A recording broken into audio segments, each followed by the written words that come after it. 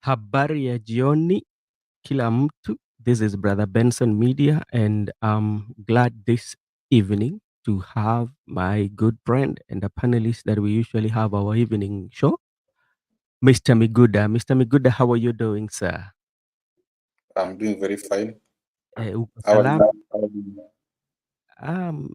I'm okay. I know we are having a long weekend. We are still in extension of Mashujaa Day. Holiday. Long Yeah, holiday. long holidays. How is your holiday though? And my holiday, I can't complain. So far, so Mhm. good. We are trying. Yeah, It has been a good holiday. But today, there's no activities going on so much. Like on Sunday, yeah, Saturday. Yeah, but today at least, people are just indoors. yeah. People are so much indoors, and like tomorrow they will be. They are eagerly awaiting for the cases that were filed in the courts, and especially the one from Kerugoya. They will be waiting to see what kind of ruling is going to be made, whether it's going to favor everybody. Both the government and the complainant. All of them are expecting to get a good ruling that will satisfy their needs, or that will give them a convincing interpretation of the law. And that is something that we are not going to talk about today. We will wait and um uh, see how the ruling will be done tomorrow, right? The one in Kerugoya. The matter is sub judice, so we'll not discuss it. Yeah, we want to be good citizen of the country. Yeah. So there are few breaking news that I would. It's not really breaking news, but there are sad incidences. There's this young lady who just lost her life, murdered. Seth Seth Njeri, a 23-year-old, who left home by the following day. She was found dead. It is so sad. Such a young person could uh, lose her life in uh, such a manner. We still don't know what really transpired, but I know the security apparatus are working around it. They will give briefings and the findings. So we are still waiting on that. Then again, there was this building that I saw on the internet from Kawa West that um, went down, and I think the rescue mission was still taking place. And what does this tell us about our architectural and the bodies that are given the opportunity to approve such like buildings? There's the seven-story building at Kawa. Yes. I heard that the residents were given notice to Yeah. vacate before the Mhm. incident. Yeah. Even if we are not, even if after we don't need to first question our architectural, but Yeah. also what about the people who were given notice to vacate? They never Yeah. vacated. Why were they? And Mm. also, brother, that want to bring me to a point that life is so hard to some extent that you can't vacate and there's nowhere you're going to go because maybe Yeah. that's where you are and you understand the situation in Nairobi. Mhm. Some people don't have that rent plus deposit to vacate to look for another house. Mhm. So before blaming them, maybe you understand also the economy Yeah. right now doesn't allow people to move anyhow without planning. So the other sides we have even people are given notice, but again you find that the people who are living inside there, that was their home for now, for that time. So But vacating them, but Miguda, if let's say that we have the professionals who come from the government department, and after doing a thorough assessment, and they feel like this place is not inhabitable, you cannot live here. You're given notice, and you're still buying time. Um,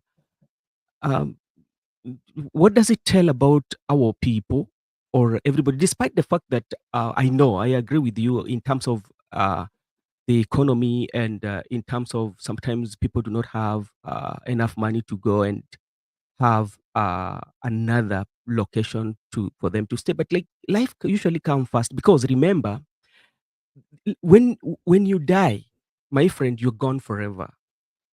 So, you're not coming back.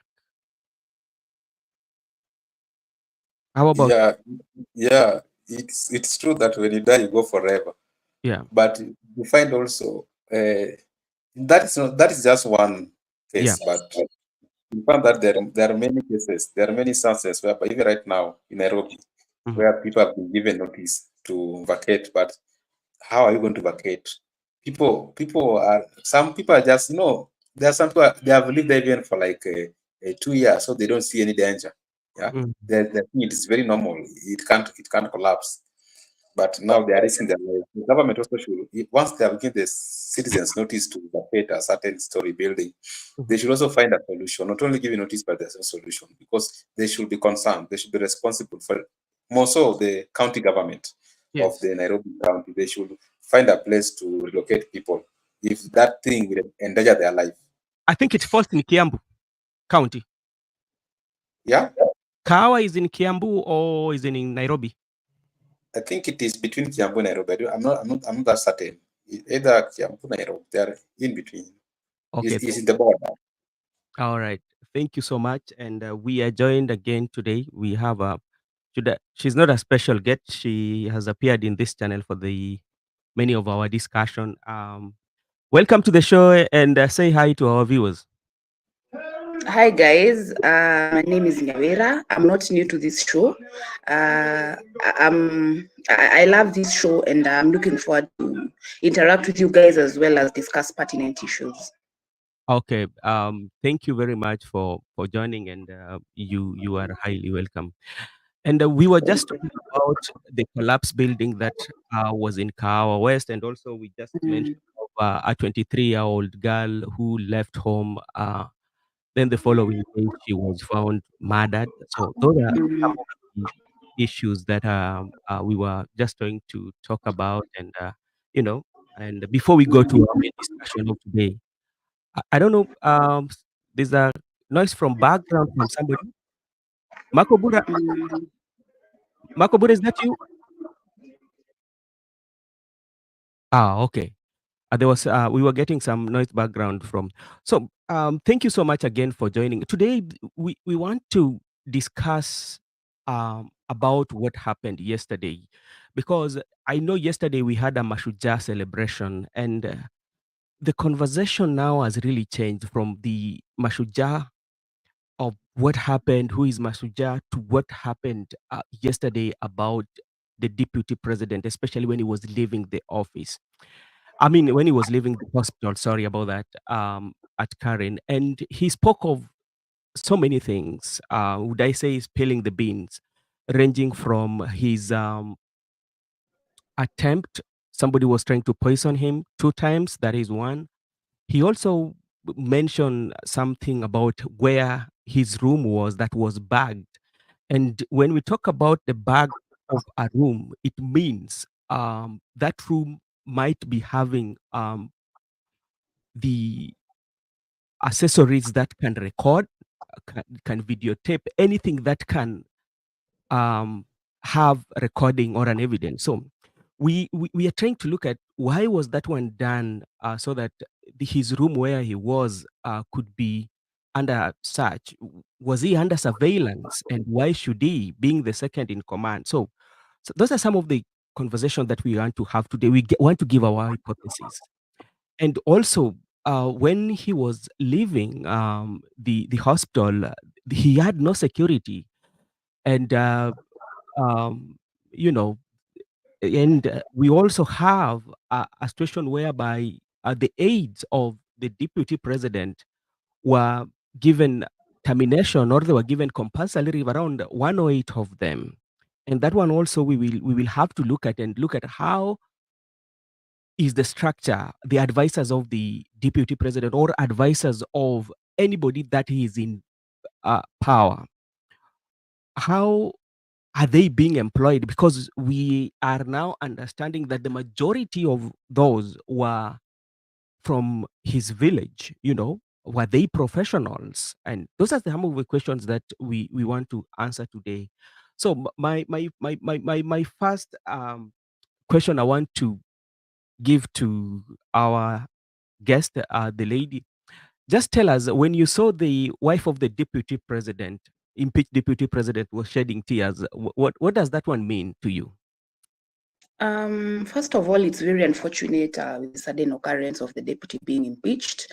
And for me, I just cut him some slack because it's very sad for him to go all over Kenya borrowing votes with President William Ruto, and then in the end, things are overturned for him. And when I saw the deputy president's wife crying, I knew everything was not well, and they were being tormented a lot by the president. We Kenyans know what our president is really capable of. Personally, I understood what kind of a man he is during the Mandamano time, and the way people are being butchered all over. Some are being abducted. So to me, it was not a new thing to him. Our president, even today in the papers I've seen, he has tabled the motion in parliament to increase his term limit from 5 to 7 years. For me, it's a sad era, and it's time for us Kenyans, as I always say, let's just tell everybody that we need to change this leadership, because it's very sad. It's a dictatorial era, I believe so, with the sudden occurrence of events. So for me, as a Mathera resident coming from where the deputy president hailed from, we've not taken that thing lightly. It's very sad because they came here in Mathera, promised a lot of things, of which 2 years down the line, nothing has been done. And for some reason, as a Democrat and as a patriotic citizen of Kenya, I believe that even though it is sad that he's out of office, it's a good sign, because it shows that even the, which is very impossible actually, which shows that it's very possible for the president to be impeached too, of which we know it can't happen. So for me, I believe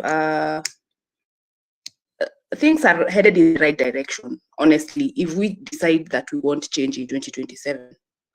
Yeah. Oh, okay, thank you so much. And we will also come, and later in the discussion, we will also, because you've talked of you coming from the area that the deputy president hails from, we will just ask you maybe to elaborate for us how the ground is, and that is in the later in the discussion. Miguda, I want to invite you also to give your thought, especially when the deputy president in his state, when he was leaving the hospital, you saw there were no security. Majority, the family members were there, and some allies. And you saw the wife of the deputy president was she was crying. What did you take of that, or what do you make of that? We have said that Deputy President of the Republic of Kenya have a right to security, and because he's the Deputy President of the Republic of Kenya, and even when he was sick, when he was taken ill, the people of Kenya were supposed to get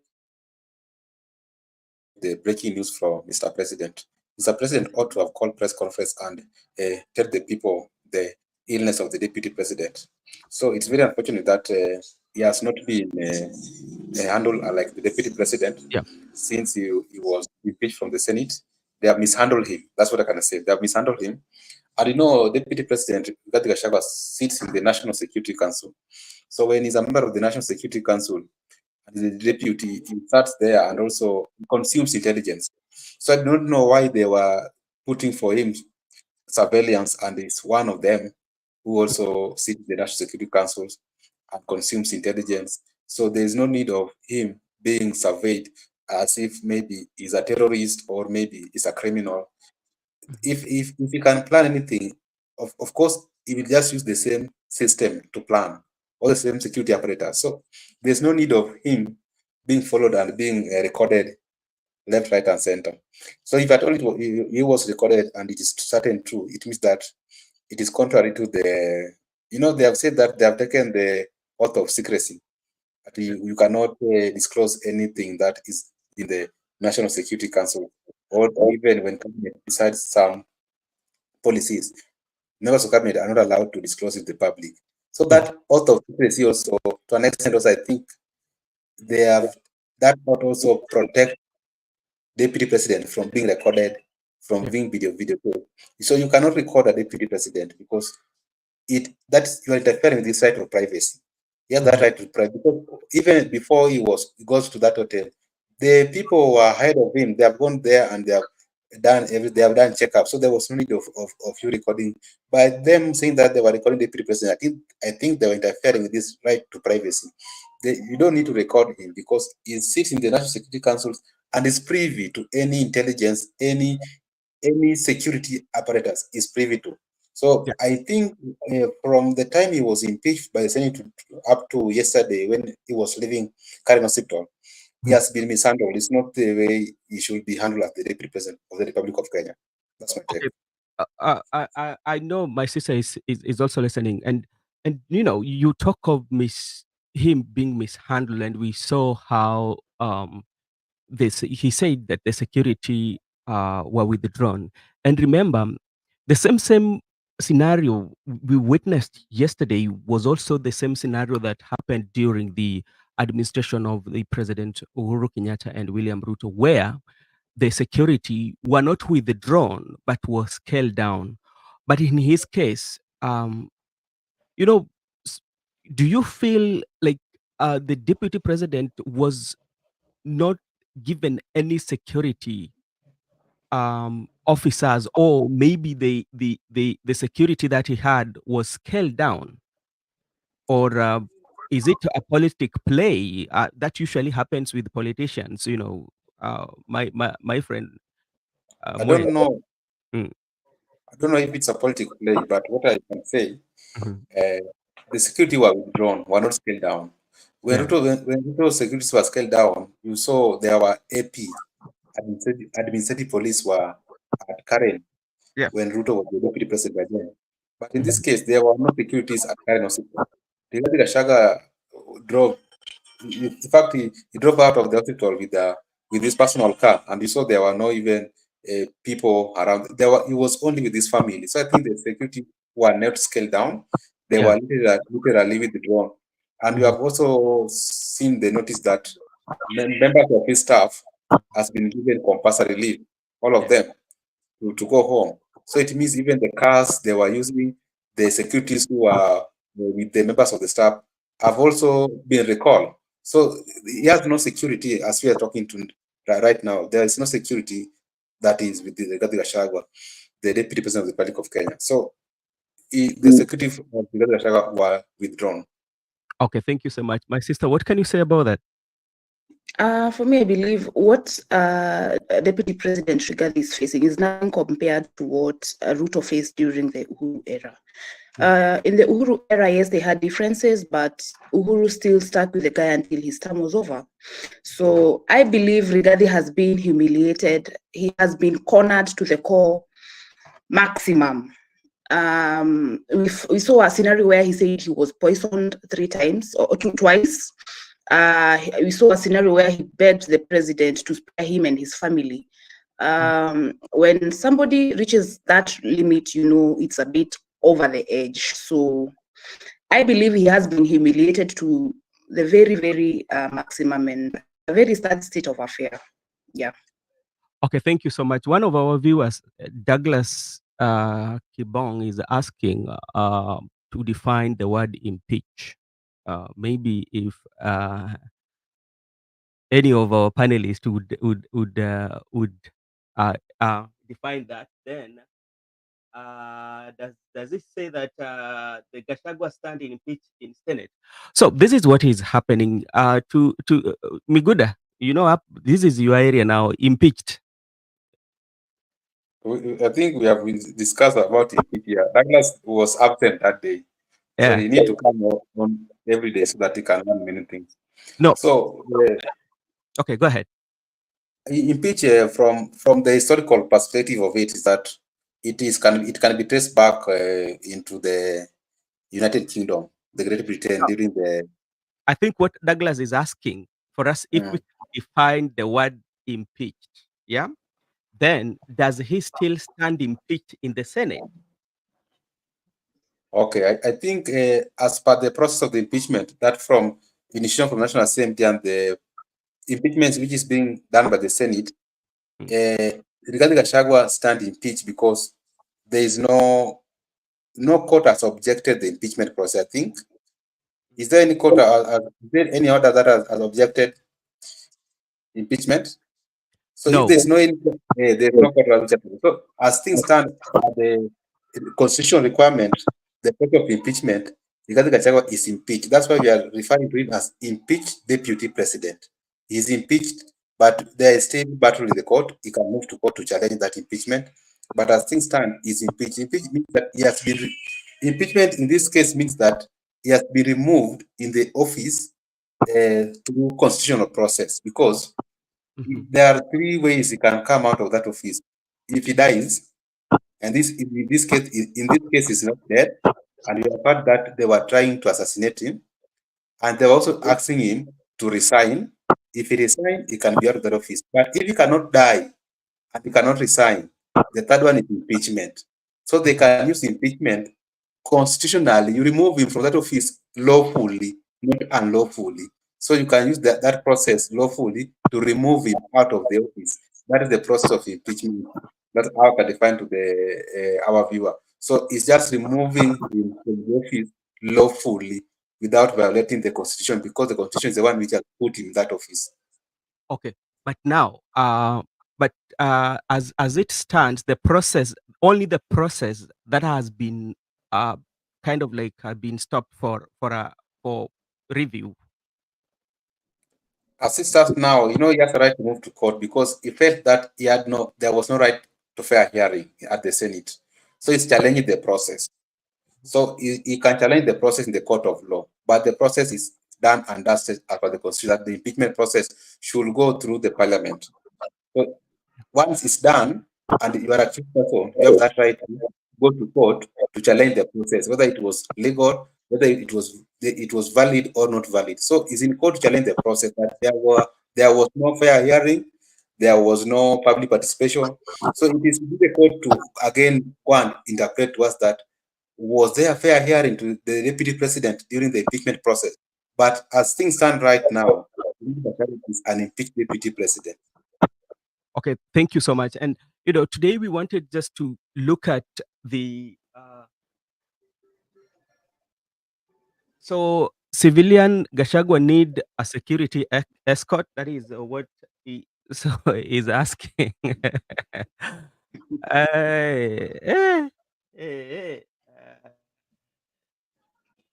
Okay, and I'm seeing Ayaga. Ayaga, sorry to Ayaga, I'm coming back to you because you're asking for the link. I think we have the problem with our link. We are trying, but is not. I think there's a problem with our app, so we are still trying to fix it. So today we wanted to discuss. We wanted to measure our discussion on what the spill beans, what the deputy spilled yesterday. That some of them we did not know, including the food poison alleges, the food poison allegation that is making, and also we want to look at a way in which the office of the deputy president, especially those who are working there, remember, these are people who had a contract, and they had a contract, and maybe they had children that they were in school, they have a rent to pay, and they were just dismissed that way. What does that one tell us about the action, especially the people who have been dismissed paying a price, and what can you say about that?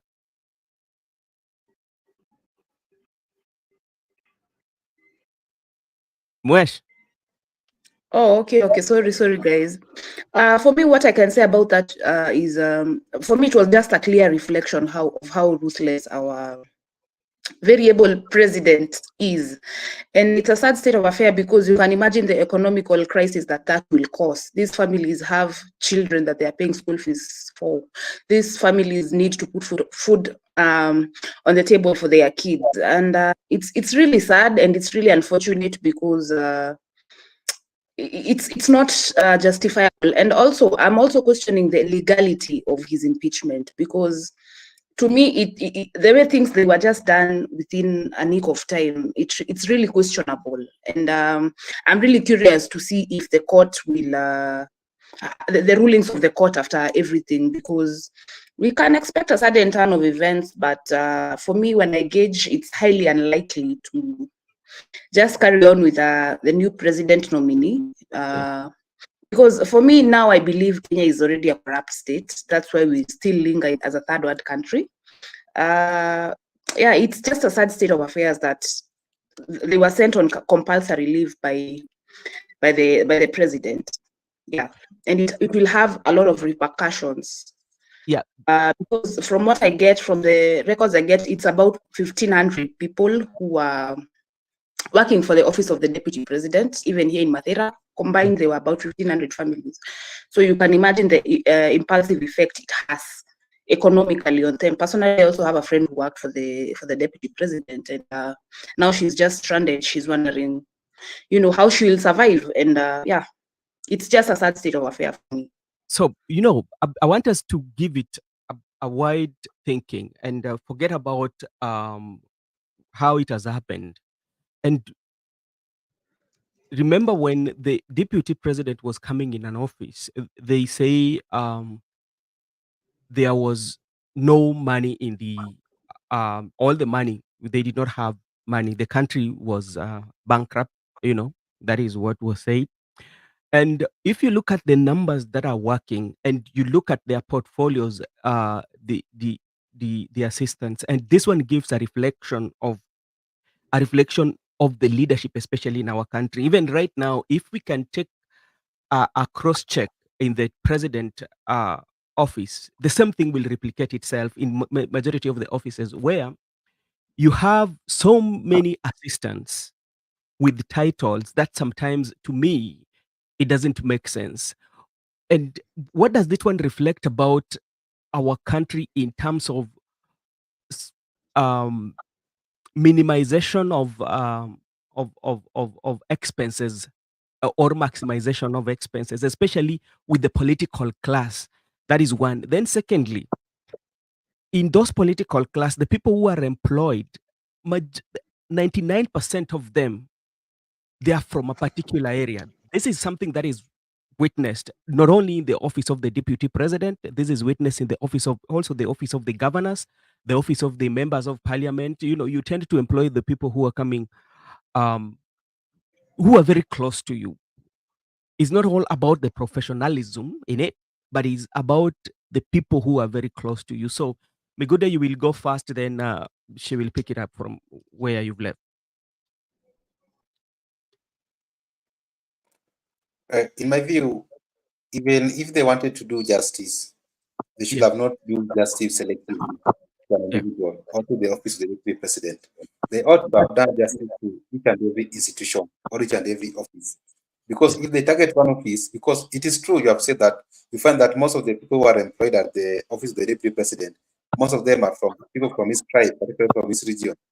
And remember, even if you go to the Harambee House, the one which is not annexed, that one for William Ruto, the people who are there, they are most people from his tribe. So even if you go to Parliament, Parliamentary Service Commission, not the people who are employed in those sorts of Parliamentary Service Commission are people who are targeted from certain region, even the judiciary. So they should have not targeted one institution or one person to do justice. They ought to have do justice to each and every institution, that whereby if they want to send people to compulsory leave, they send everybody to the compulsory leave, not only the people working for the deputy president. Because in this case, they were accusing the deputy president of insubordination of the president and other allegations. So if it was deputy president, how does it affect me who is just his employer in that office of the deputy president? So those people who are sent on the leave, so did they also insubordinate William Ruto? Or did those people who are sent on leave, did they violate any section of the constitution? So it is wrong that if it comes, though it comes to casualty, people have to suffer. But there are people who are just doing their work diligently, rather than people who have been other than people who are coming from the same tribe, the deputy president. Some of them are qualified for those positions, even if they're coming from Matira. Some of them are qualified to work with those positions. So you don't need to punish people because of one person. if that issue with deputy president, they should not send away all the stuff from his office. So I think going forward, if you are interested in doing justice, or if you want to do good for the country, the same speed they used to impeach Gachagua, they should do it each and every institution. They should not select. This issue of selective justice, these problems are still here with us. We are not going to move from where we are, even if Rigathi Gachagua goes on. Okay, thank you so much. Yeah, go ahead. Yeah, the issue of ethnicity is not even something to be discussed in Kenya. It's so rampant. The other day, I was looking at people who have been given to head state corporations in Kenya, and I found out there are so many people from the Rift. Sorry to say that's very evident when you go through that list. So for me, the issue of ethnicity, it's not even an issue to be discussed because we can see it left, right, and center. And until we realize that we are one people, one nation, I love the Gen Z clause of we are tribeless, we are fearless, and we are leaderless, because it showed that there was an awakening call of the Gen Zs that it's time we end the ethnicity era, which has divided us so barbarically in Kenya. So for me, it's really sad. It's really sad. Even as my brother has said, Miguda, that when you go to the Harambe annex, you'll find so much people from the Rift, and until we realize that we have to stop that for Kenya to grow, for Kenya to become one. That's how we will grow and probably even reach Vision 2030 as our leaders in the past had that vision for us. So yeah. Okay, And also it's not just in the deputy president's office. Even in the MP's office, the governor's office, you will find a lot of people who come from their families, friends, and everything. It's not even just a matter of ethnicity. It's a matter of even questioning the professionalism of these people. Do you really are you really up to the task to perform a duty that you are given? So until we stop this and call it quits, that's when we will grow as a country. Yeah, and that's how we will move forward. okay, thank you so much. And Douglas is asking again, Bro Ben, it is like you are suggesting we need referendum to remove the impeachment clause. Um, do we really need and do we um need to remove the impeachment clause? When you look at the impeachment, the impeachment clause, one of the things that I think the framers of the constitution were looking at, it was the threshold of, is it a third? Yeah, that threshold, they look at it as a preventive measure in which they somebody who wants to be impeached in any office, either deputy or the president, it's not very easy to capture that. It is not very easy in a democratic society. But in our context of Kenya, it is very easy. Do you know why it is very easy? What is because of the political parties, because the majority of MPs or the majority of legislatures, they owe their allegiance not to the constitution, but first of all, they owe their allegiance to the owners of the political parties, so they can be whipped, that is one. Secondly, it also, in the context of Kenya, the commercialization in it, you don't look at why should we impeach him. You don't interrogate that, but provided maybe, as alleged, the deputy president, that there was money that was circulating, yeah. So that is now where we talk about the impeachment, yeah. We cannot, I don't think we should have referendum, but what should happen, that we should have leaders who look into the the the allegations that are made, against somebody, or if you're accused of this allegation, yeah, you do it with that leadership, you know, that you're doing it for your country. The other time we were talking about the love for the country, you find like the majority of the leadership, the country just sometimes do not come first, the individual interest, you know, Because if you look at what happened in this impeachment, it was, I usually call it it was a prescribed, yeah, a prescribed, and because things were falling in place the way it was supposed to be done. So there were things that were put, or there were clauses that were put in the constitution to protect that. But since we usually in our country kind of politics, there's that compromise issue. So you find it is very, very easy, very, very easy to beat that threshold. So that is that's what I think. Maybe I might be wrong on how I say it. So you can also weigh on that.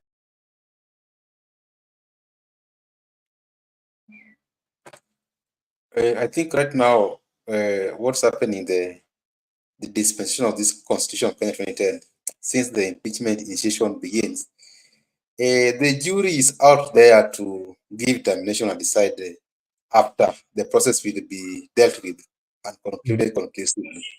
For right now, we can argue either way because you have even had there so many divergent opinions from senior counsels, professors of law, different people opinion in the courts, different councils. So, but if at all there was a structure to maybe to amend that process, I think we need to go parliamentary initiative whereby members of parliament can introduce some clauses or delete some clauses. In that case, whereby they delete or they can introduce some clauses to make it that make it in a way that it can be in the interest of the public, whereby it can be popular among the people. Because as things stand right now, it is not popular. People do not like this impeachment, the process. So I think Parliament should amend it through parliamentary initiative. You should not go through popular initiative because Parliament is a political process whereby it is being dealt with in Parliament. The Parliament should just look at how they can amend it. Brother Benson, the issue of, if you look at the issue of recall, you know, we have the issue of recall in our constitution whereby you can recall a member of parliament of your constituency. But now see the way it's not easy to recall a member of parliament. Because it has to go to them. Yeah, yes, it has to go to them. So I think even members of parliament need to do this amendment either through deletion or through introduction of new clauses or new section. I think it should go through parliamentary initiative so that it can be a thing that when it is put to be executed, it's based on the facts and on law. It's not that it should be based on maybe, because if even tomorrow, what if Raila walked part away with Ruto and goes to Mount Kenya and they agree to work with those Mount Kenya's MPs, with ODM MPs, they will impeach William Ruto. So do you pick someone because you have numbers in parliament? So those are the questions that's why we need to discuss. And that's why I introduced the issue of deletion or introduction of new clauses. So I think it should go to parliamentary initiative for its amendment, the impeachment process. Okay, thank you so much. My sister, what do you have to say about that?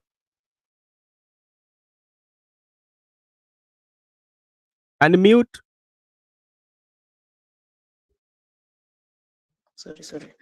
Yeah, for me, I believe that the constitution has to be amended, but for some reason, I believe it's not with this current regime because, as my good brother has said, William Ruto has numbers, so I think they will go by his word. Sorry to say, it's my unpopular opinion. So I believe, as a matter of fact, that we as people have to have a personal interest in really understanding our constitution, because personally this issue of impeachment came as a surprise to many people. Never thought that impeachment could be done so easily and so fast. And yeah, civic education has to be rampant. And yeah, and also there was no transparency in the public participation when it came to impeachment of our deputy president. So if the constitution has to be amended, let it be, because actually things in Kenya that are just done hastily. You find a clause in the constitution has been changed without really considering what the opinion of people. And I believe it's time we as ourselves take it personally to educate ourselves about the constitution and everything that is happening in our country, because when we just sleep, we'll just find a thing, just a sudden occurrence of an event, and without our knowledge. So yeah, I believe if there has to be constitutional amendment, let it follow the right process, the judicial process, let it be legal, and let there be public participation, and let there be transparency. Yeah, that's my view on that. Okay, now, because our main discussion was about what transpired yesterday, the allegation that the deputy president made, that to him he feels this is the reason for his impeachment, and this one will make us to ask what is the role of the deputy president, especially in the presidency, because one of the things that deputy president talked about, don't overtax people. You are killing their business. That is one of them. There was also, don't evict people without compensation. Don't force the housing program on people. This Adani deal, it is good for the country. There is too much corruption. So these are the issues that are the deputy president was raising, especially as a deputy president. You know, your role is to advise the president. And look, as his role is say, like, oh, Mr. President, my boss, these are the things that I feel that you should not do. Yeah. And now he feels that some of these things that he is raising, these are the things that has made him to be where it is, where the impeachment place has come from. So this one make us to look it in two ways. One, we have to look at what kind of the presidency or his excellency, the president, does it take advice from his junior, who is the deputy president? And we also look at the junior, who is the deputy president. The boss says that this is what should be done. Yeah, so we want to look at in those two ways. The role of the office of the deputy president, is he supposed to advise the president? If the president doesn't want to take his advice, what is the next move? Marco Bura Barigani. I'm okay. How are you? I'm good. Everyone. Everyone is okay. Maybe on your side. I'm doing good. Okay, thank you so much. We were just discussing about the issues that transpired yesterday, especially by the impeached deputy president when he was leaving the hospital after a brief stay of what happened in the Senate. And now there's some questions that we are just asking. Some of the things that we came to know in the public he was complaining about. So I know I will engage you. So let me start with my sister. Based on the things that the deputy was saying, including don't overtax, don't evict without compensation, don't force the housing program on people, and there is too much corruption. What is your take on that?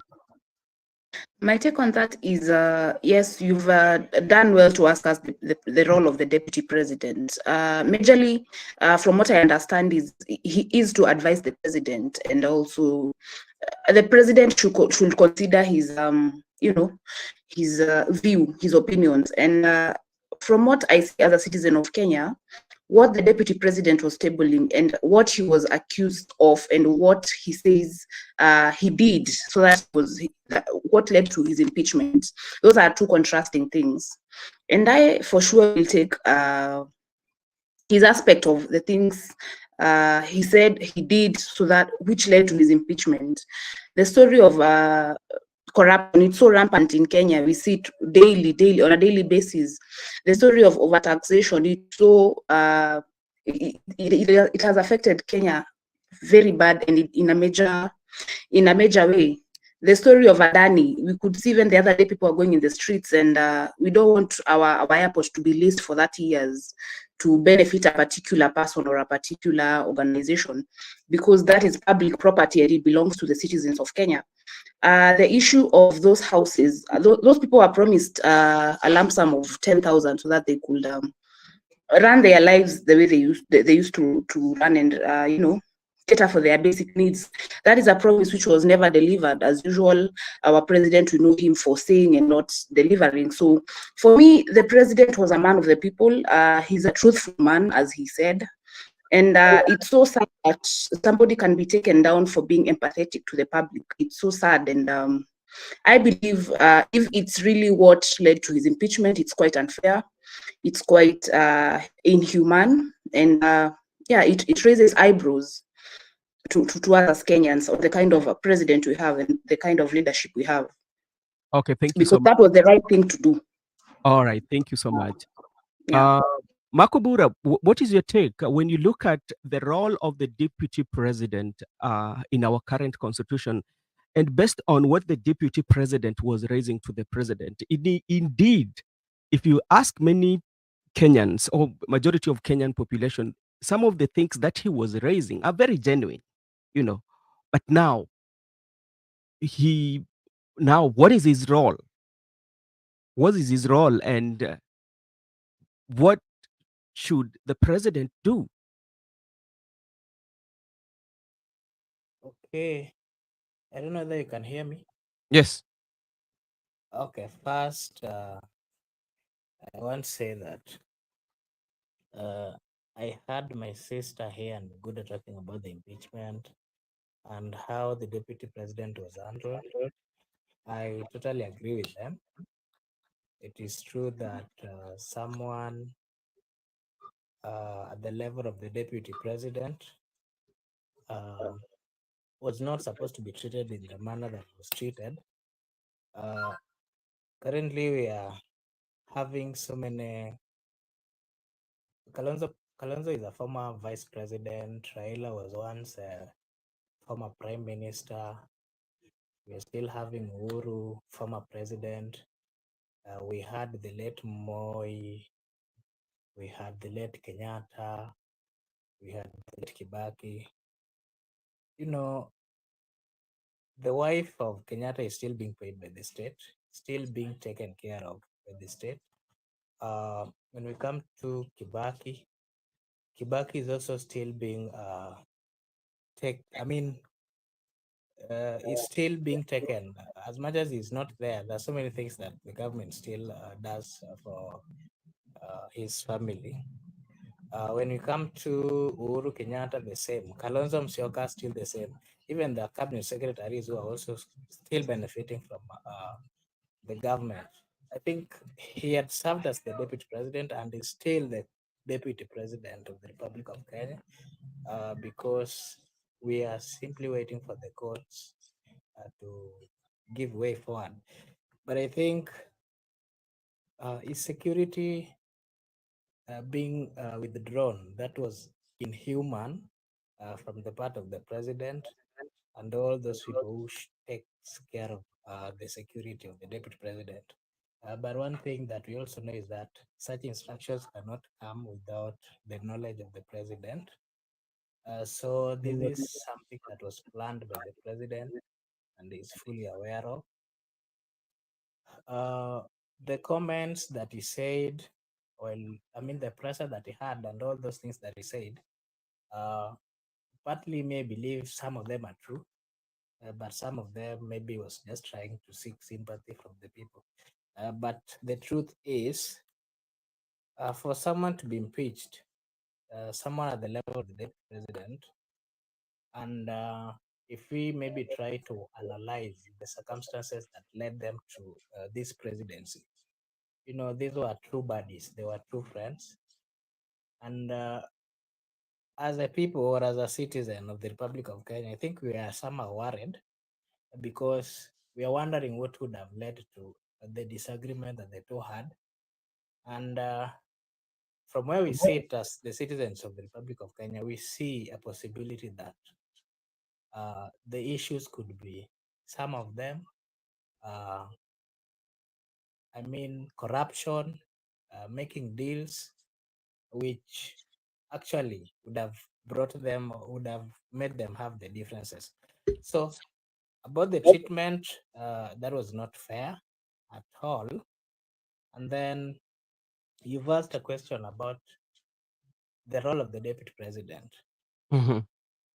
I'm one of those people who believes that this constitution should be relooked into because currently we've been having conflicts between even at the county level, governors and the deputy governors, we've been having conflict between president and the deputy president. And I think the reason is that the constitution does not really clarifies to what extent the deputy president or the deputy governor should be operating. And again, the constitution has given too much power to the president and then has left the second most powerful without powers. We've seen Okay, instances where let me ask cabinet you, secretaries. Makobura, I need to ask you about it. Let us not look at what is happening right now. Let us look at the presidency and put in the context of our Kenyan kind of politics.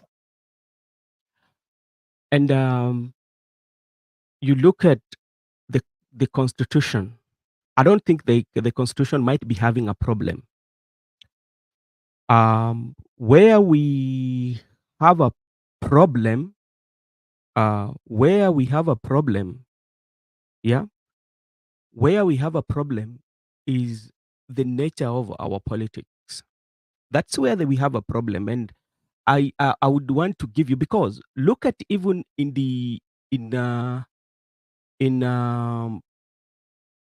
nations that we have, you rarely know the deputy president's name. Even majority of people, if I ask you what is the name of the deputy president of Uganda, or even the recently one, the deputy president of Tanzania, we don't have. The issue we have that makes the executive to have all these issues is the political bargaining that is happening. That is what we have. It is not about the constitution. Yes, I agree with you. And that is why And I'm also saying, so when for us, let me just finish, then you can pick it. For us, this is what I think, then you can what we need to look at, we have to look at the criteria on how, when we are going for election, we give those positions to who, provided that we are going to give them on the basis of your vote, the vote that you are bringing. I'm telling you, it will not end. Because if you look at what is happening right now between the president and his deputy, it was an issue of co-presidency. And that's why majority of the time, if you listen to Mutai Kahiga the Nyeri, he will talk about the number of votes that we gave you. You know, it's not talking about that office. It's given to you because of the number of votes that you are bringing, but it's not given because of your qualification. So I think it doesn't have to do with the constitution.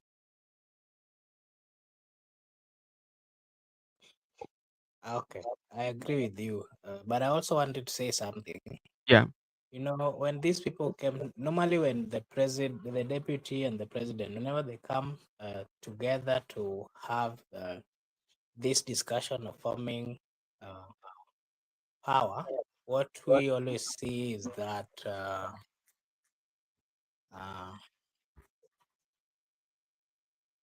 what really brings them together is after getting to presidency or after getting to power, how are they going to run the country, and how are they going to influence the dealings and all the tenders within the government?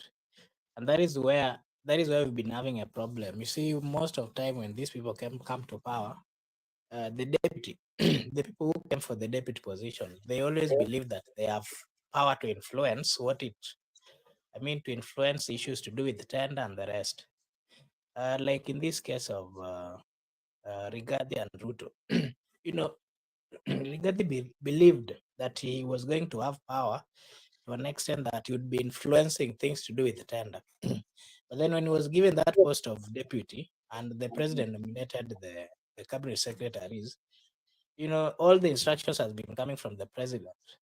And he has now realized that he has no influence. He cannot influence any tender. He cannot even get tender within the president, within that government. So the only person who has power to do the influence bit is the president. And that is why the deputy then comes to realize that he has no power. He has no role to play. And then what follows is the political beat, where they now start another kurushiana political. They start now competing politically. And that is what really brought this disagreement that we're seeing in this government, that is between William Ruto and Gachagua. And okay. The constitution, of course, clarifies, yeah, but I think it should, the clarification that is there, the president and the deputy governor, they almost have similar roles according to what the constitution says.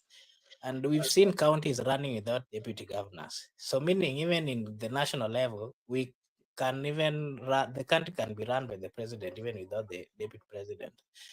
Because most of times we've seen cabinet secretaries taking maybe the role of the deputy, like in the last government, Fred Okengo Matiang'i, Daktari, he was given the role of the deputy president while he was still a cabinet secretary, meaning Ruto was not actually, he was actually being paid, but he was doing nothing.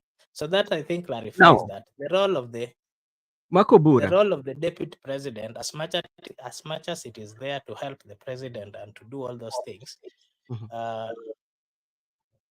when they get there, they're thinking, or when they get into those positions, the workings of that department, of that position, is quite different with the thinking of the people.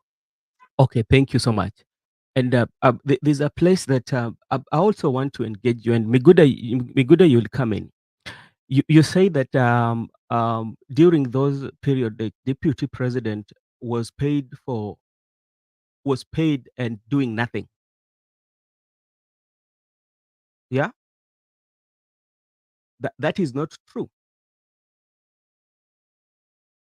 And the reason why I'm saying the reason why that. Yeah, you are going to clarify. And the reason why I'm saying that is not true is because the deputy president should be assigned the duties by the president. If the president allow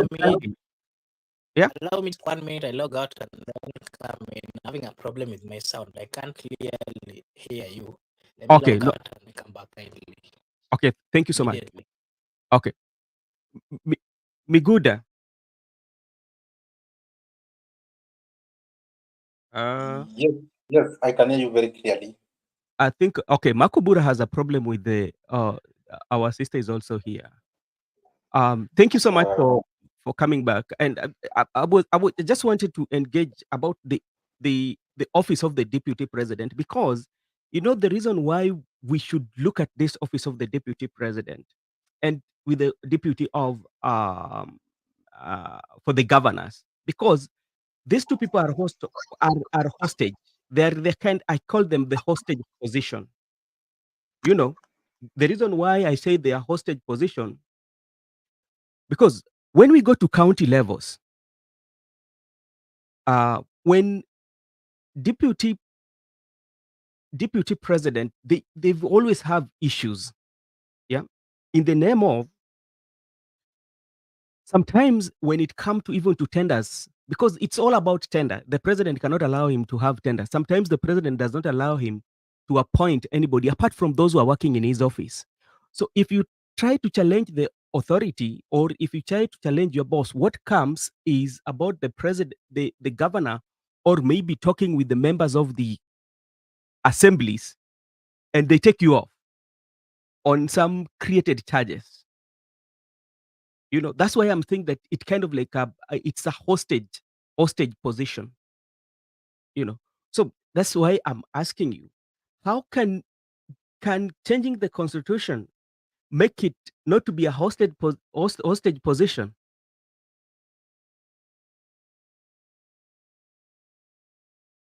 Hello? Or did I break again? Makobura. Migura, can you? Okay, yes, I can hear you. Yeah.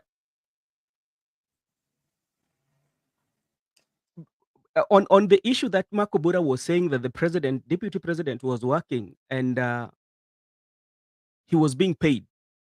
Do you agree with that statement?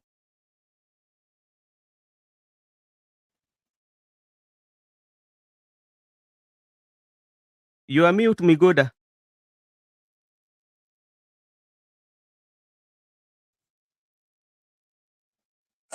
You are muting me. Why? You're the one who's muting. So I'm saying, can you hear me? Yeah, I can hear you.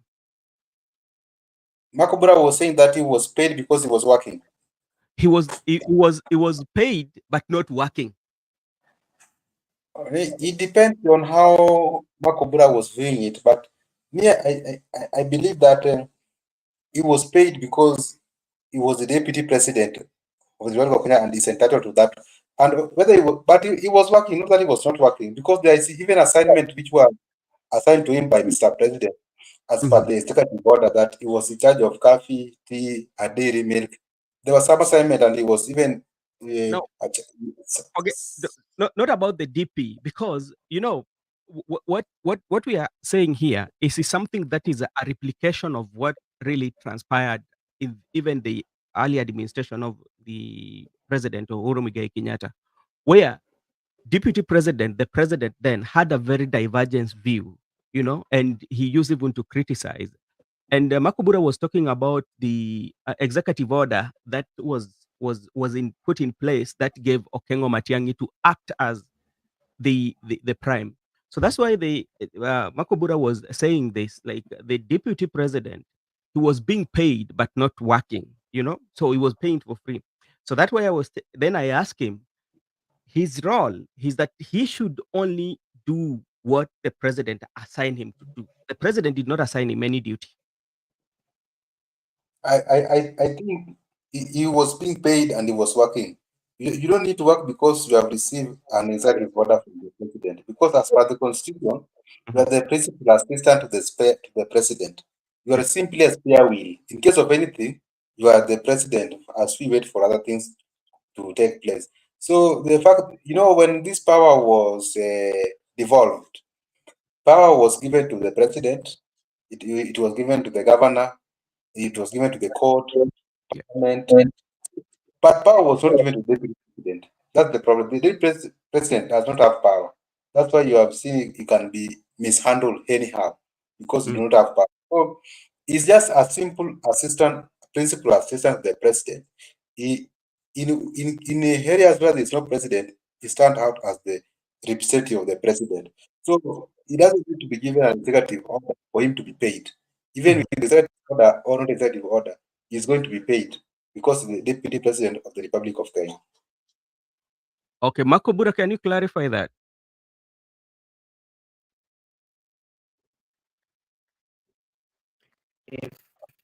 If I was William Samoei Ruto in You that position of the deputy president, but the best thing I would have done was maybe to resign. Makobura, Can you hear me? no, you are breaking.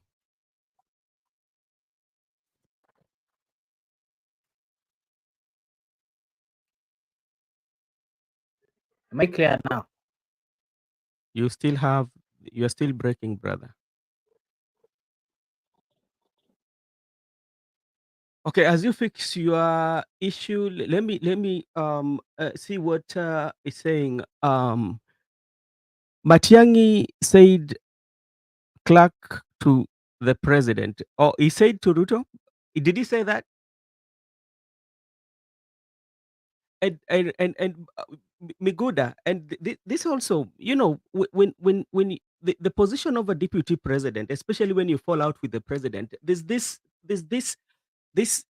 culture, or do I call it behavior, whereby the officers that are very close to the presidency or to the boss actually and kind of like disrespect the deputy president. Why is that one so? That is I think it's not a good culture. Is it has been there. Yeah, it's unethical, and it has been there not only this time around, because I don't know, they fear losing their job. I don't know, but why should you fear losing your job? That's why I told you yesterday that these unlawful orders, if you are an officer, you should not abandon yourself with unlawful orders, because if someone someone compel you to take an unlawful order, you can go to court and argue that I was being compelled. But this is against my ethics according to my work. So once there is a fallout between the president and the deputy president, Yeah. any junior officer do not need to take that advantage and start to demean the deputy president, because even you find the junior staffs in the office of the president, they are mishandling the deputy president because they are part ways with the president. People should do their work. If you are a junior officer, do your work as a junior officer. If you are assigned to the office of the president, do not try to go and interfere with the deputy president in the office, because you understand that deputy president was complaining that even friends to president, just a mere friend, and you don't have any role in that government, you are also undermining the deputy president because they are fallout with the boss. You should just, the way Rigathi Gachagua said, if you're a friend to president, keep your friendship with the president. If you're a relative of the president, keep your relatives affair to your president. Do not include your friendship to an extent of trying to undermine someone who has been put in that office, office of the deputy president by the constitution of Kenya. It means you are even undermining the constitution of Kenya, which has given that person that authority to be in that office. So this issue is a culture in the country, because even when Uhuru fell out with Ruto, the junior staff from Uhuru were also undermining Mr. Deputy President. I think people just fear their bosses, and they can't stand out for the right thing, even if they're doing wrong thing. They just do wrong thing because they have gotten instruction from the bosses. But according to me, if someone has employed you and is trying to give you unlawful orders or is trying to misguide you, just stand your ground, because you can go to court and seek redress. There's nothing should worry you. You can't lose your job on those grounds. Okay, thank you so much. Makobura?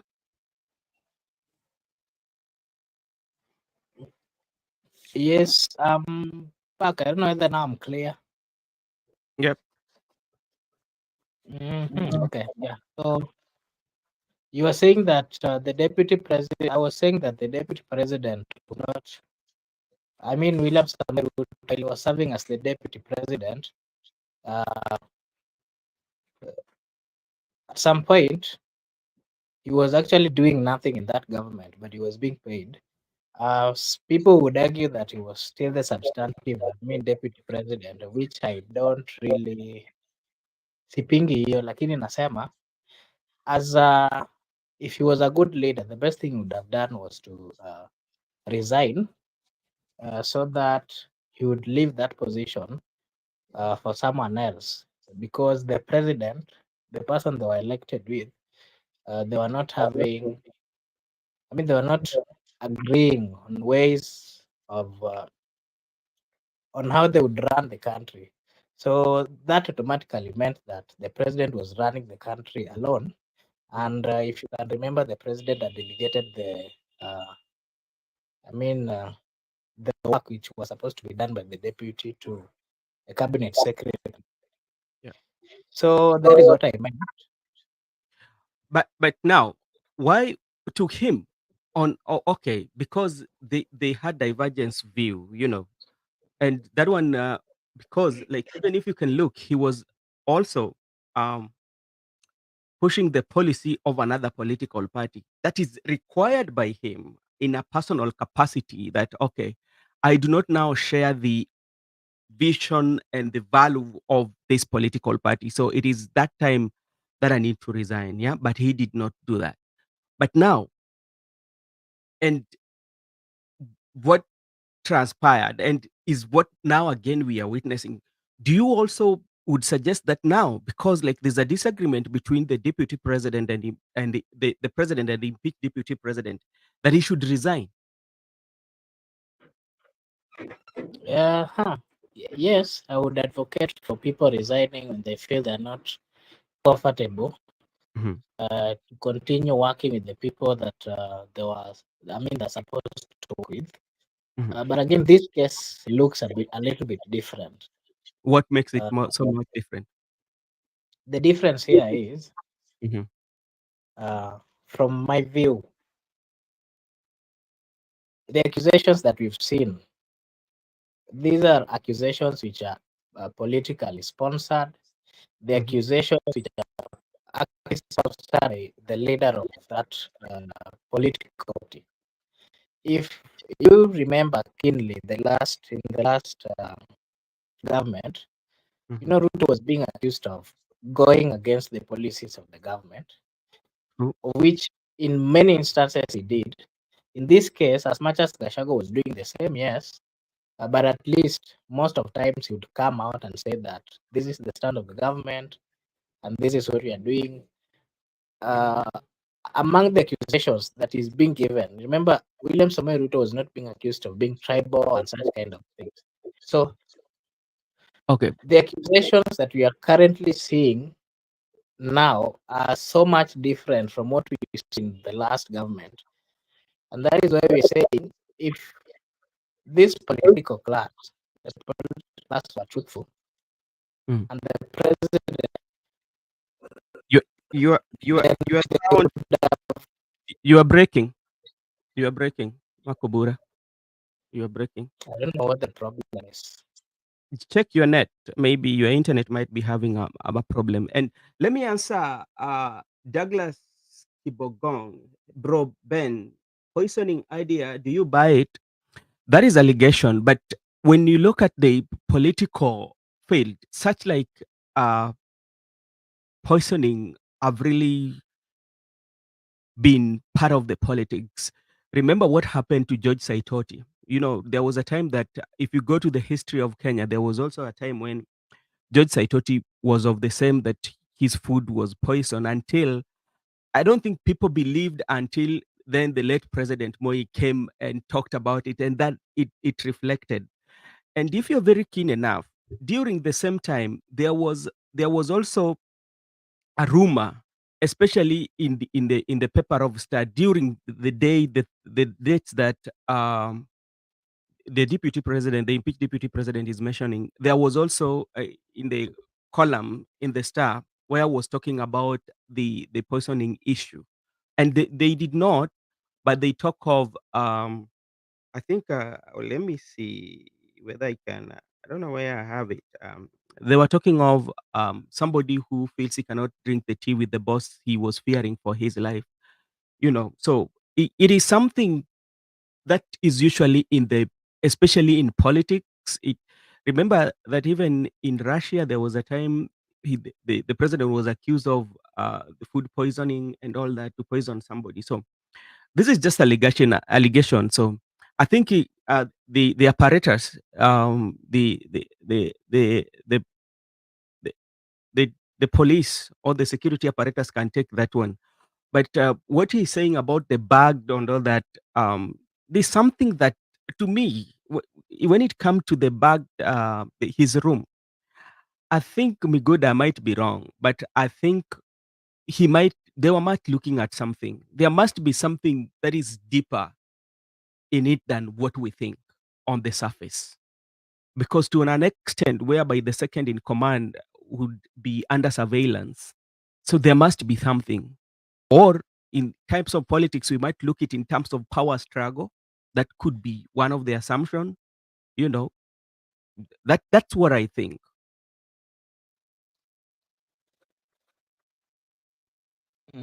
Am I now clear? You are clear, but like you still have uh that cranking on the speaker. Okay. Mm. To say this, Yeah, what should just it cannot. It's still on the issue of you are still. We cannot still hear you, brother.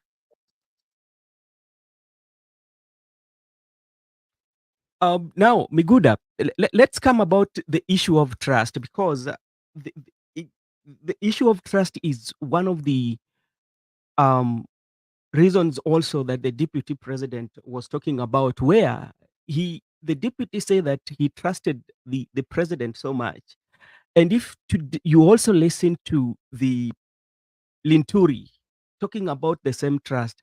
And if you're very careful too, there was also a sermon that was delivered by, it is Teresia Wairimo, yeah, talking about the foundation of this government. And he was talking about go back to the manual, you know, that he talks of instead of this government, I quote, talking about the people, but they are fighting. They're not um, fighting for the people. Yeah. Talk about the issue of trust. I think in politics, anybody who is buying anyone's trust is a stupid person.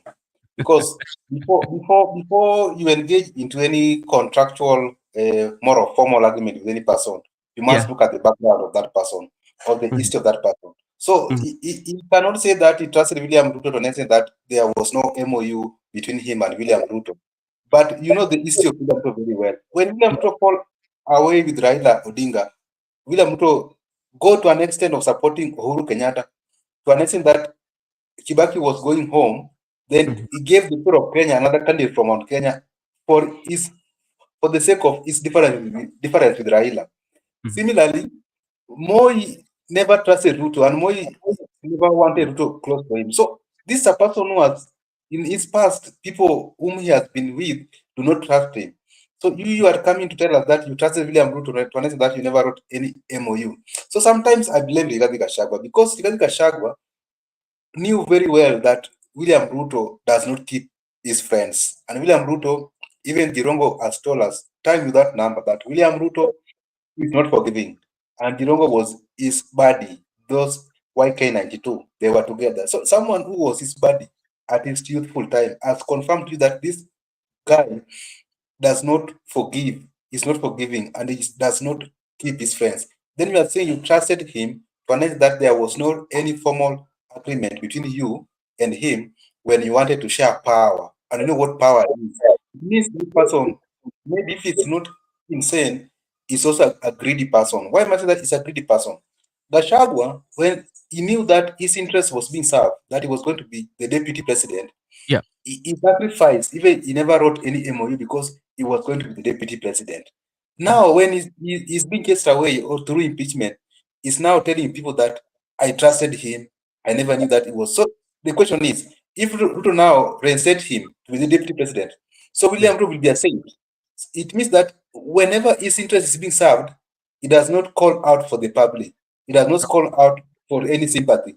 But whenever his interest is touched, even a pinch, Yeah. he's now crying like a baby. He's calling out for public sympathy. He's seeking all tribal cards. So, to a certain extent, we can blame him that he's putting his selfish interest ahead of integrity. If he's a leader of integrity, he should be a leader of integrity whether they are Ruto when they were forming UDA government or after forming UDA government, even whether his interest is tagged or not tagged, he should stick with his integrity. Let him not call out integrity when his interest is being touched by William Ruto. So to some extent, if you trust your fellow nigger in a political formation, I have nothing to sympathize with you because you don't need trust. This is politics. And we have Yeah. seen the way it's being played. You don't need trust.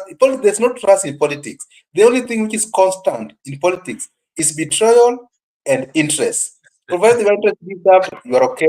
Provided you are being betrayed. So regarding Gachagua also, let him just play his politics, but let him not try to joke around with that he trusts William Ruto. So what if he trusts William Ruto? So what do you want? What do you want us to do? And people like Kingi, junior politicians, people like Betangula, never trusted him. They wrote something. So you see, you get it, my brother. So regarding Gachagua should not put his selfish interest ahead of integrity. If he means integrity, let it be integrity in all circumstances. It doesn't matter. Okay. Thank you so much. And I will give you a quote because we are almost winding up. I don't know whether Makobura will be coming up with the show because I'm seeing he has an internet problem. This is what Rigathi Gachagua said yesterday. I quote, he said, President Ruto had no intention of working with me in the first place. Just wanted to use me to become a president because of my mobilization ability and political acumen of Mount Kenya region. That is his, yeah, he's admitting. But when did he came to realize that the president did not want to work with him? Because, and I don't think like at any point the president will come out and kind of like rebuttal all these things that the deputy president is saying. I'm not seeing President William Ruto coming out to rebuttal that. Even yesterday in his speech, there was a way in which he talked about his embattle deputy president in a way that, in a skillful way, he's a very good orator. At what point did he realize that he cannot work with the president, William Ruto? Or at what point did he realize that the president did not want to work with him?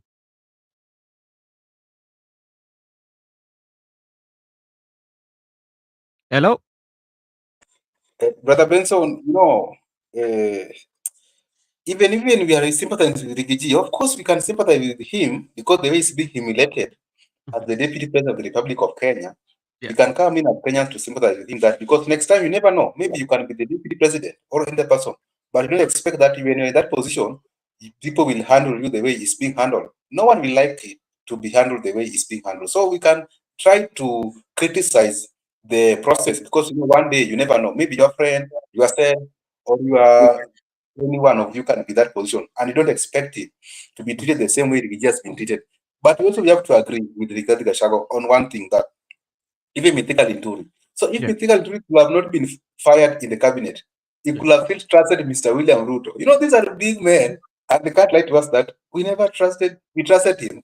How? How can you trust someone in politics?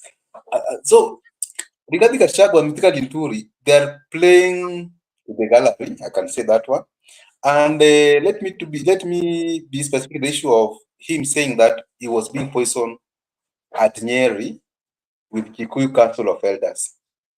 So he's trying to put the community into the context between him and William Ruto to an extent of involving elders, so that people can receive that information that he wanted to poison him together with the Council of Elders. He doesn't care about our Council of Elders, our tradition, our heritage.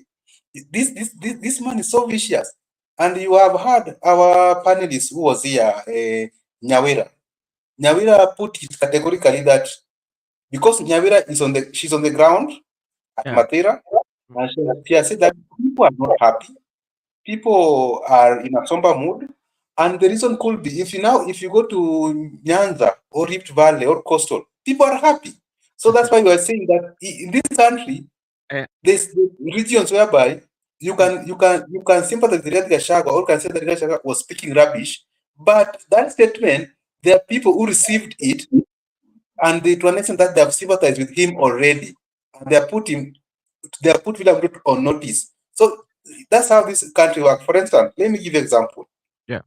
When Raila lost to William Ruto in 2022, and he was supported with Uhuru Kenyatta, and people knew that he was going to be the president, Raila need only one formula to go and rebrand himself. He can go back to the people of Nyanza and tell them that, hey, my people, they supported me, of course, but the good thing is they have not killed me. I've come back alive.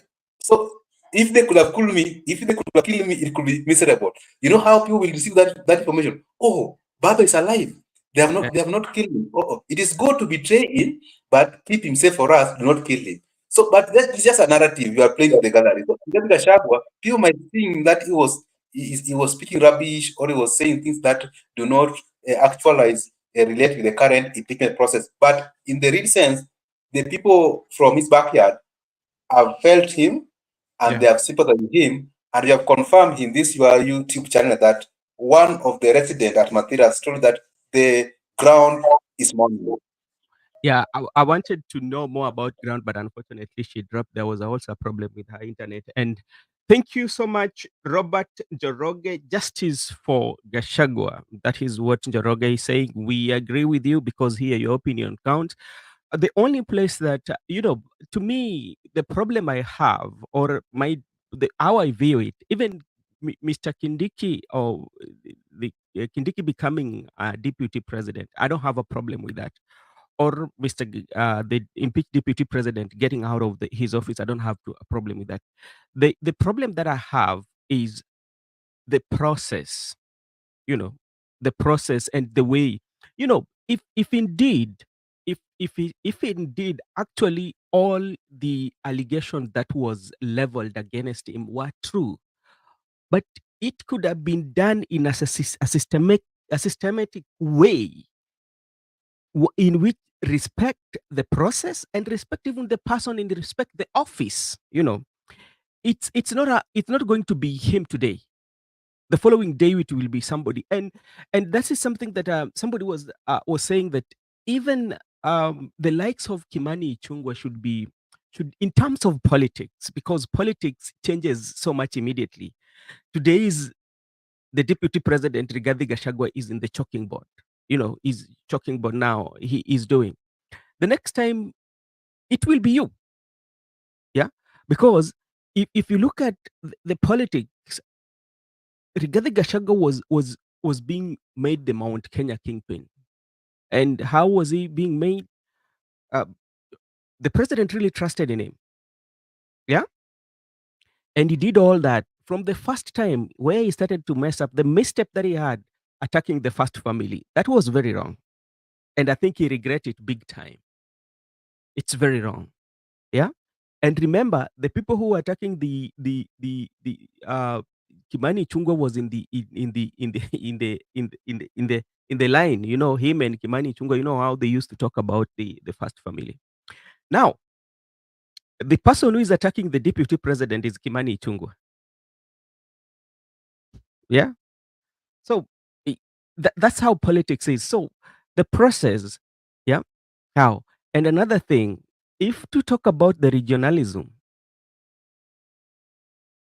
if to be very sincere, we were looking at, say, okay, now, because we've taken out somebody who is deemed to be a tribalist, as now it is there in the political Kenya.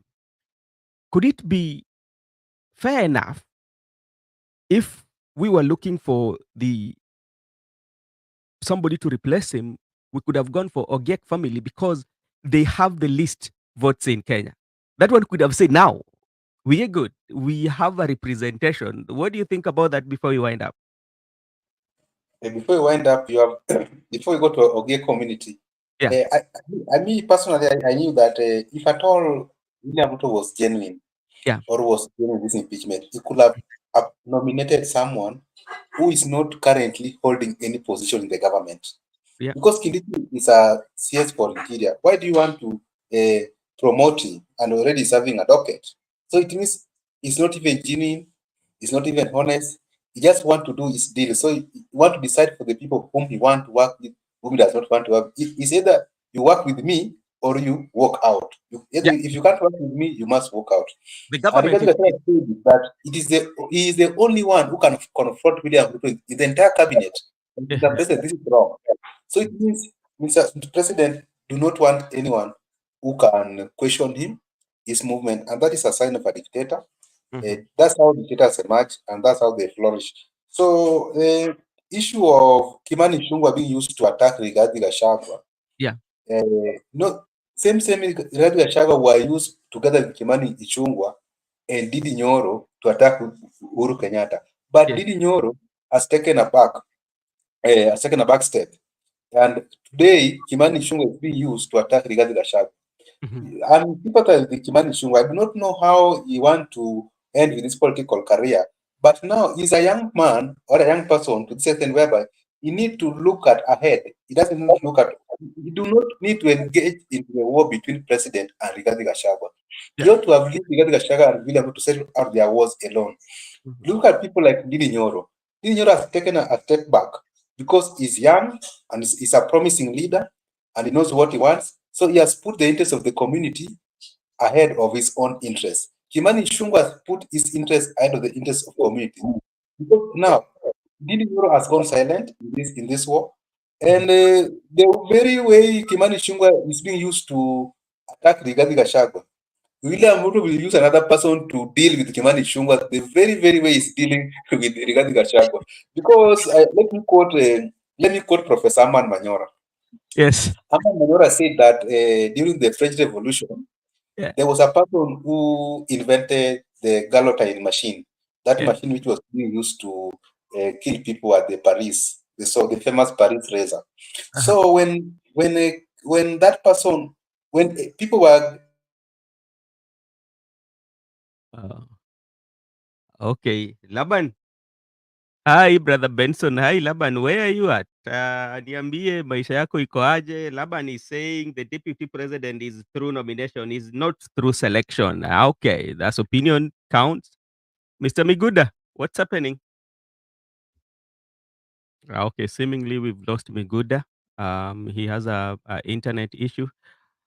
What I would want to say, thank you everyone for being here with us. It's almost an hour ever since we started our discussion for this evening, and hopefully, if Makobura will um, settle his network, we will see what is happening.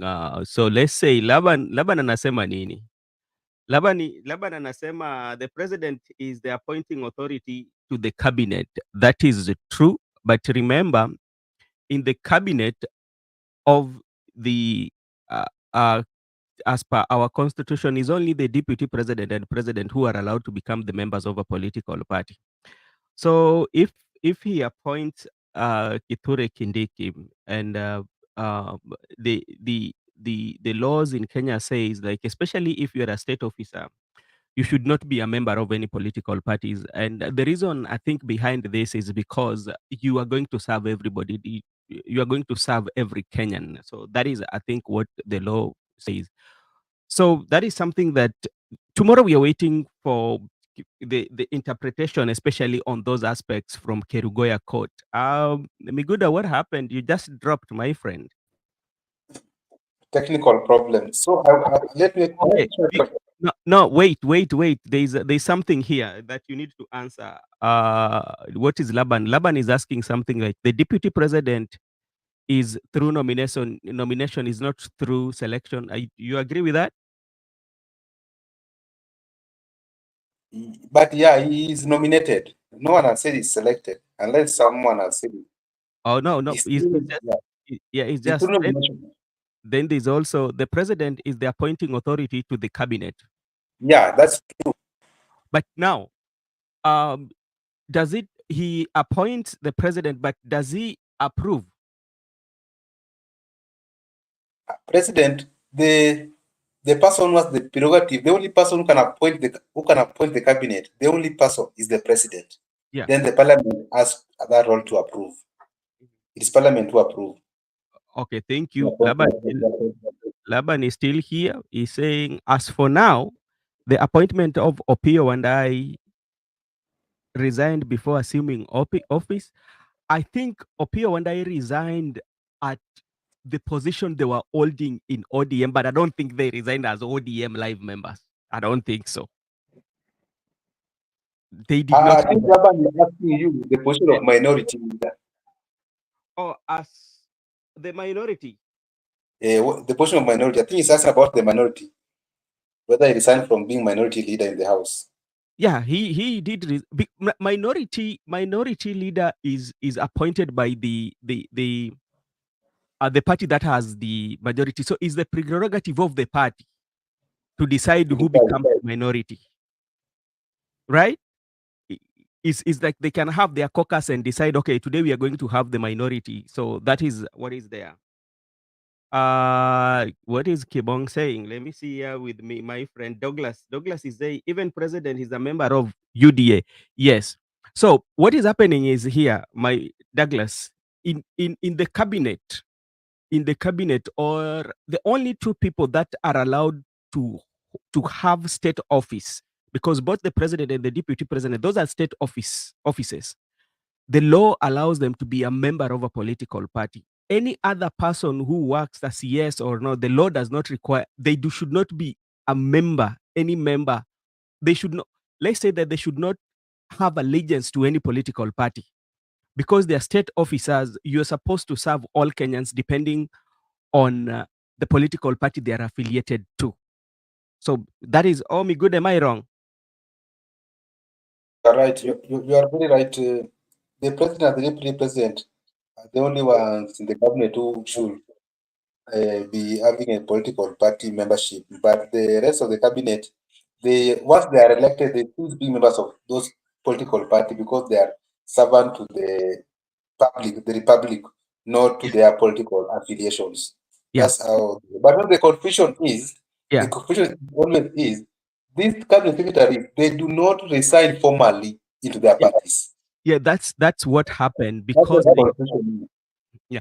So the only ones that resigned formally are especially those who want to go and run for elective seats. You know, you resign from the state job because you remember, and you have to resign like 6 months before the general election. Yeah.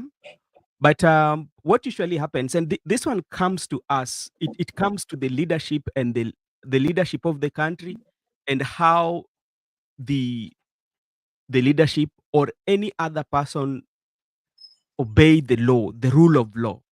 Majority of times we've seen like the people in the leadership, they will only apply or they will only obey the law when they feel favors them, to a point whereby they don't see the law favors them. They usually don't, yeah, because as it stands, I think also for you to be a deputy president, you have to be 3 months in that political party. Yeah.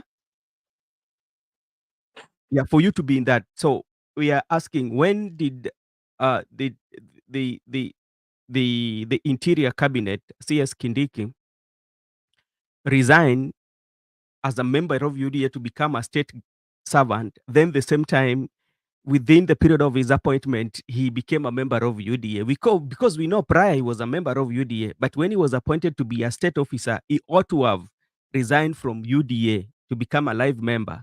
But he can still play allegiance to the party. Sazile naenda kuvote, I can vote for that party, but he should not come out publicly. Ukienda kwa registry of the political parties, his name should not be there. That's what I think. I think also the constitution tries to put it very clearly, but the problem could be now, Mr. Ruto is in a hurry to have Kindiki as his deputy, because the constitution spelled it out that the president has 14 days to nominate a new deputy president. So he was still having 14 days window to nominate Kindiki, but now he did it on very day after the Senate impeachment.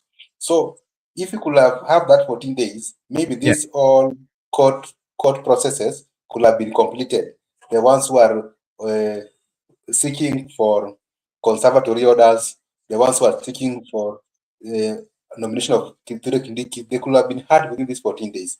And also, the constitution said further that after these 14 days, Parliament has 60 days to approve this name. Yeah. So, if you give it 14 days plus 60 days, 60 days is enough for Kindiki to resign as the Interior Secretary. 60 days is enough for Kindiki to go and register some sort of political party. Within 3 months, it will be the political party. So, the problem could be they are in a hurry. They don't want Rigathi Gachagua to be in office within these 74 days. Because 60 plus 14 days, 74 days. So they want him to go as early as any time possible, because they view him that given an opportunity of re-strategizing or organizing, he can make a comeback. Yeah, thank you. So Laban, again, tomorrow after lifting of the conservatory orders, Kindiki at 3 p.m. will be sworn in as a deputy president. We have two cases that will be dealt with tomorrow. A conservatory order, that case will be listened. It will be before the judges on 24th. Yeah, and this one is in Milimani courts, and we have the one for Kerugoya. And the one for Kerugoya actually was challenging the appointment of the process of Kindiki. So you have to put difference on the two. There are two cases that are before the public hearing. There's one in Kerugoya that is talking about the Kindiki appointment and the process, and there's the one that awaits the 3 bench that should be constituted by the CJ Martha Kome. So just take note of that, especially what we will be waiting for. The conservatory order is the one that will go before the 3 justices bench. So tomorrow, so there are 2, just to let you know what is. So the ground is not satisfied with the what? Let me respond to Laban. Yeah. On one issue, he has said that Kithure Kindiki will be sworn in State House. I will disagree with him, because Kithure Kindiki, if at all is the next deputy president, he cannot be sworn in State House.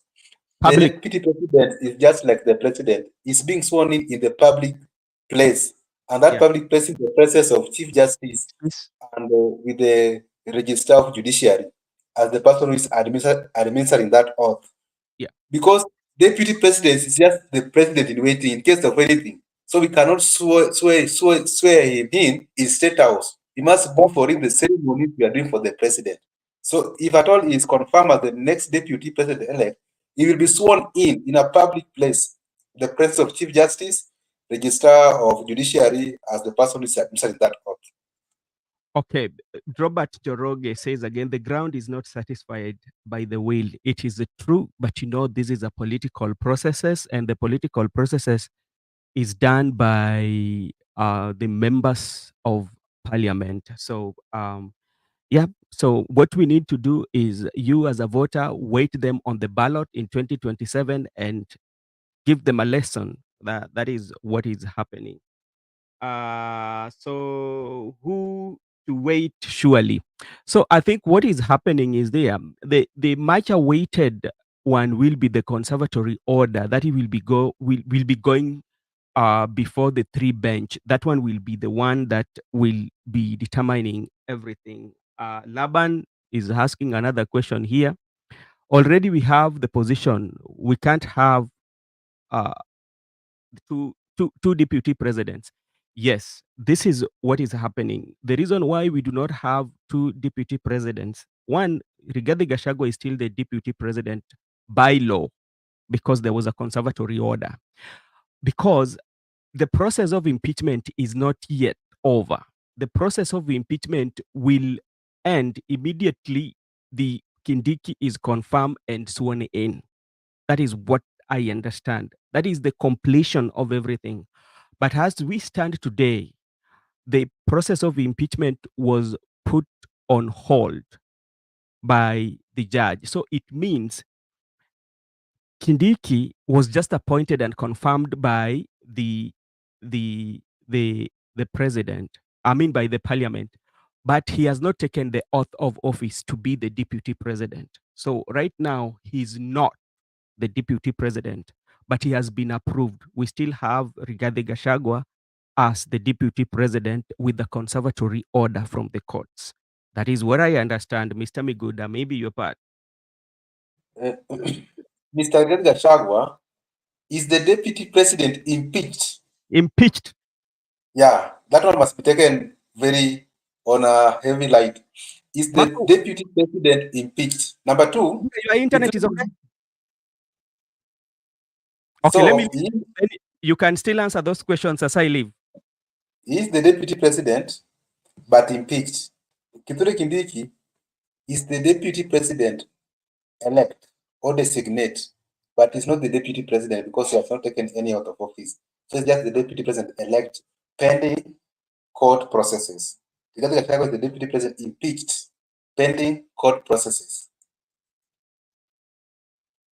No, let me answer this. I just saw this. Like the Brother Benson impeachment, the work of the parliament and ends in Senate, the court has no work in this. Yes, the court has no work in impeachment, but the reason why they've gone to court is because of the deputy president has a feeling that he was not given a fair hearing.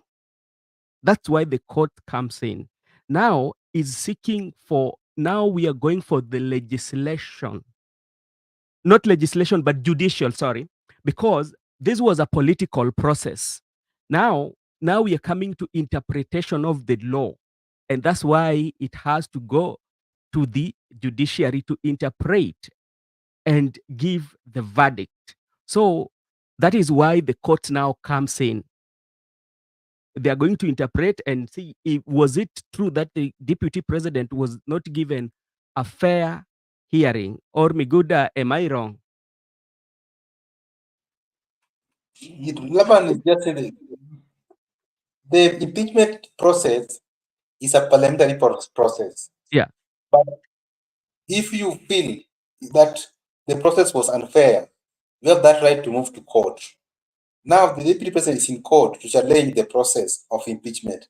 But the court does not do the impeachment process. It is exclusively for the parliament. It's exclusively for the Senate. So the fact that he has moved to judiciary, he has just moved to challenge the process, but not to say that the process is in the judiciary. The process is not the judiciary. The judiciary is just doing the role of checks and balances.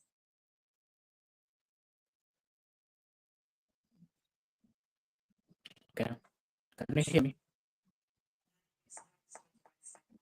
I can hear you, but I don't know what's wrong with your mic. Okay, look, Can you speak up? maybe enough. Something else that I think you're almost closing now. Something else that you may also give your on is the comment of the former agriculture mythically. He was advising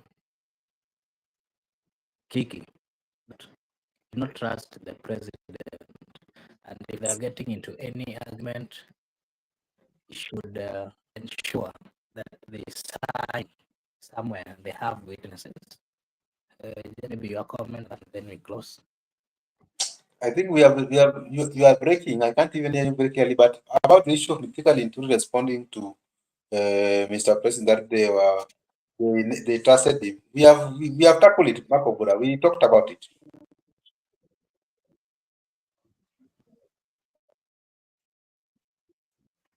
Maybe I just give a round up, then you can close. Yeah? I'm not having. Okay. It's not working. It's not working.